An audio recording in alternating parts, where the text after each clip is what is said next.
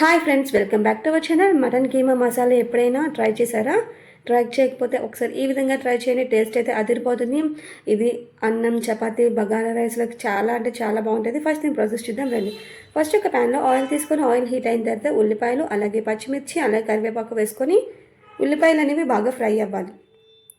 అలా ఫ్రై అయిన తర్వాత ఒక మీడియం సైజ్ టమాటాని కూడా ఫ్రై చేసుకొని అది కూడా బాగా ఫ్రై అయిన తర్వాత ఆల్రెడీ మనం మటన్ కీమా ఉంటుంది కదా, శుభ్రంగా కడిగిన మటన్ కీమాని కూడా వేసుకొని ఒకసారి బాగా కలపండి.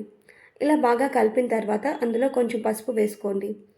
ఇలా ఫస్ట్ పసుపు వేయడం వల్ల మటన్ కీమాలో స్మెల్ పోతే, అలాగే పసుపు కూడా రాదు. అది సిమ్లో పెట్టుకొని ఒక 5 minutes పాటు ఫ్రై చేశారంటే ఫ్రై అయిపోతుంది. ఆ తర్వాత మసాలా పేస్ట్ అంటే ఒక టమాటా, ఆనియన్, అలాగే అల్లం, వెల్లుల్లి, ధనియాలు కూడా వేసుకొని పేస్ట్ చేసుకున్నాను. అది కూడా బాగా ఫ్రై అయిన తర్వాత మీ టేస్ట్కి తగ్గట్టు ఉప్పు వేసుకొని ఒకసారి అవన్నిటిని బాగా ఫ్రై చేయండి.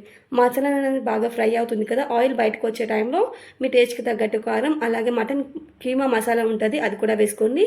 అది కూడా బాగా ఫ్రై అయింది. ఇలా ఆయిల్ బయటకు వచ్చే టైంలో మీకు కొంచెం వాటర్ వేసుకోండి. ఇలా ఆయిల్ బయటకు వస్తేనే టేస్ట్ బాగుంటుంది.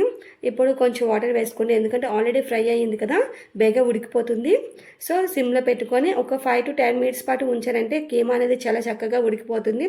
ఇలా 5 minutes తర్వాత చూడండి, ఆయిల్ అనేది బయటకు వచ్చి మటన్ అంతా చక్కగా ఉడికింది కదా. ఈ టైంలో స్టవ్ ఆఫ్ చేసుకొని కొత్తిమీరతో గార్నిష్ చేసుకుంటే రెడీ అయిపోతుంది. ఇది చాలా అంటే చాలా టేస్టీగా ఉంటుంది. ఒకసారి మీరు కూడా ఖచ్చితంగా ట్రై చేయండి. వేడి వేడి అన్నంలో తింటే బాగుంటుంది.